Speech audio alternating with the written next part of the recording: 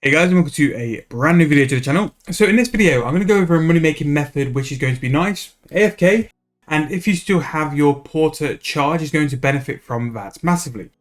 Now, a lot of people who were able to get the porter buff within a day or two, their porter buff has now run out, which now means they're finally leaving their archaeology spots or other AFKing spots to now go and start playing the game. Now, what we're going to focus on with this money making method is the people who spent a lot of their time doing archaeology. Now, a lot of people who did archaeology probably camped tetracompass spots. And because of that, now they're finally leaving, they want to do their tetracompasses now. But to do their tetracompasses, they need certain materials which they wouldn't have got if they've just camped one spot. Now, to make a tetracompass, you actually need to use the colours or the colour materials from each of the dig site spots. So all the colours are needed to make one tetracompass. Actually, just to show, we'll go and repair a tetracompass now. And in the meantime, while I'm running over to the Archaeologist workbench, I'd just like to say thank you guys for all the support lately. If you are brand new to the channel, please make sure to subscribe and hit that like button as well. It helps me out massively to get seen by a lot more people. And it's been part of the reason why we've done so well the past 2 months is for you guys helping me out and hitting that subscribe button. So if you are brand new, make sure to drop a subscription. We are smashing out the content, trying to keep 7 days a week for the rest of the year, just so we can have a massive end to the year push as well. But thank you guys who have already done it, and always like the video and drop the comments as well. So back to what we were talking about anyway. So to do a tetracompass, you actually need 30 of each of the colours, apart from cobalt black, which if a lot of people are like me, you would have camped for sagebrush and would be the only colour you actually have anyway. But to make a tetracompass, 30 of each colour is actually pretty spenny, like it's very expensive for what it is. But because a lot of people wouldn't have done any of the other spots, the demand on the colours has gone very high. And I've only found this today from like doing market watch and doing a bit of a little update, that the prices of the colours are very high. So what we're going to do, we're going to go to the Grand Exchange. We're going to price check all the colours, and then we're going to sort of highlight a few of the spots you can go and do it as well. Now, using the caches, it won't be as AFK as like camping a certain spot. The caches are going to be the way you can sort of get the most GP per hour and get these items as quick as possible. Because with the tetracompasses, your market and your markability can be quite limited, because once people have done and moved out of them, then that's kind of it. You won't really see much anyway. If you are looking at any of the videos, I don't know when this will be going out, but those are going to be linked to 2 videos very soon. And it just proves that even though they don't sell in the video, they do eventually sell for the price put them in for as well. Just in case you guys ever do wonder whenever I sort of like stop the video and it's not actually sold. Right, so we're going to start with Malachite Green, which is the Buisness one, which I wouldn't be surprised if a couple of people actually did this for their camping. But 12k is pretty cheap in terms of the old prices. Again, 13k. It's a tetracompass spot. I expect people to do it. One spot I don't expect people to do though is Armadillion Yellow, which already is 16k, is a very, very high price. That's coming in mid-price, that's not too bad. We have Cadmium Red, which Zami is probably like a low-key good spot, because the high tier stuff, it actually is profitable to excavate there. 11.2k, yeah, that makes sense. And we've got Cobalt Blue, 14k, let's just check the price there. 19.7, so that's actually quite high in terms of its price. That's 5k above its mid-price, which is surprising actually. Because Sara is also one of the spots which does have tetracompass as rewards. And then finally the purple spot, which is from the Zerosian spot, is 13k. So as you can see here, in terms of like the archaeology items, Cobalt Blue is the best. But what I would do is sort of go between all the different spots, or if you're going to Iron Man your own sort of spots as well, check the prices, because this might be worth significantly more GP now because so many people are looking to do tetracompasses. And then in a couple of weeks, when people have either done their tetracompasses or they're moving out of archaeology, it can be a lot cheaper as well.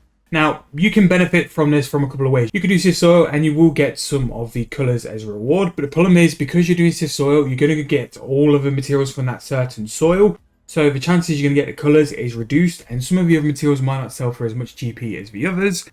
Or you can go and hit the caches or a certain spot which has a colour as part of the collection. If you're not 99 or not 120, hitting a certain sort of spot which has a colour in could be really good now, sell for the high price, and then like sort of buy later on once the prices crash. That's probably what I do with Cobalt Blue.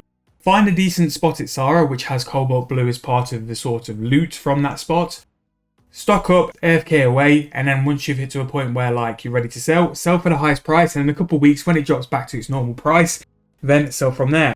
Now the reason why I'm doing this video is because I was doing market watch for this week, and these colours sort of like popped out a lot through this week's market watch. I didn't expect them to be as low as what they were. Like cadmium red was on the price increase, armadillo yellow, cobalt blue, and also purple.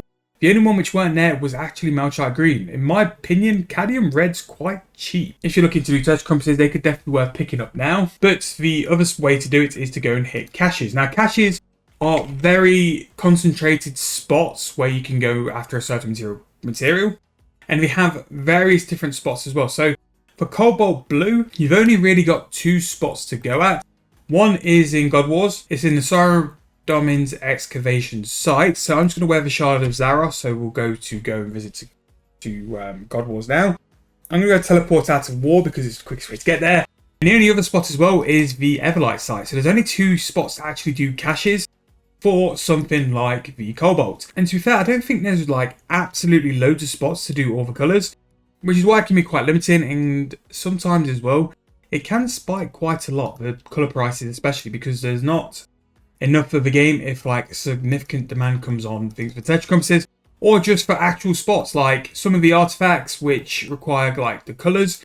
They could use up to 40 a go, and when you think like that's like 600k GP, it is a little bit mad. So where I think the cobalt blue spot is, it's just here, where you're going to have 2 different spots here, and you can just sit and AFK away. You might be lucky. Oh no, that's Karamos. Oh no, we've got 3. So 3 spots, which is pretty good, and you can just hop worlds when they run out, and hopefully they'll be back there. But again, like you can see how quick these are coming into my invo. Every time I get one of these, it just means that it's like another 20k, another 20k, another 20k. And you can still get things like tetracompasses, you can still get complete tomes, clue scrolls, all that sort of jazz by doing caches as well. Your only problem is that you've only got 3 spots and they're not a consistent AFK. They will run out of supplies eventually. So there can be times, like I've said, where you've got to either hop worlds or just wait for them to spawn, which can affect your XP. But this cache method doesn't just work for this. It can work for any material which is currently high in price. Again, archaeology items for the next couple of weeks, I'm quite interested to see how they get on.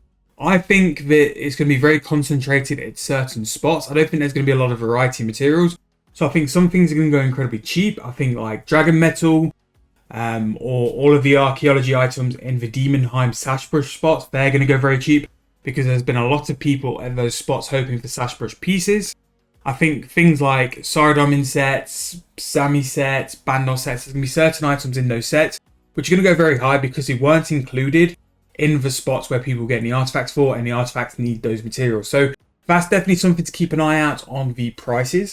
Keep an eye on like the Grand Exchange as well to see which ones are going up in price. And if you want a little bit more AFK time, now's your time to capitalize on caches which do go very high, just because people haven't got the materials needed. It's kind of like the effect we get after double XP. People get such an influx of artifacts that they don't have the materials to catch up with them. Because they've only focused on one set of spots, there's a chance now that a lot of people can have a lot of demand on materials which aren't really in the Grand Exchange. So it could be a good chance to cash in. Could be a really good time to do screen soil, you know, depending on which sets work out the best and which materials sort of skyrocket up, which will be very evident in sort of market watch. Maybe next week once it's had a full sort of week and everyone's really ran out of the porters. Again, don't presume that everyone's porters finished on Monday or Tuesday. A lot of people took their time in getting the porters. So a lot of people still have a week or maybe more of porters still available. It only finished on Sunday, so there can still be a lot of people doing AFK Sift Soil, AFK Archaeology to be sort of like using their porter buff as well. So that's going to be the end of this video. If you've enjoyed, please let me know. Let me know what you think. Do you think now's a good time to camp the caches? Do you think there's certain sets or certain spots which are really going to capitalize from this? Drop it in the comments and we can always have a little discussion. That's going to be the end of this video. Rest of this week, pretty much got the content sorted. We've got Market Watch coming on Friday. Not quite sure on tomorrow's video. We might have the return of the bond account. I just need to be a little bit careful with the bond account because we are still using our porter buffs. It's been AFK in this little heart away, so we've made some massive progress there. It might have also done a quest or two. So the bond account is definitely returning, and we've got our normal sort of combination of weekend content on the way anyway. But if you are new to the channel, please make sure to subscribe and like the video. Thank you guys for watching, and I'll see you guys very soon in the next video.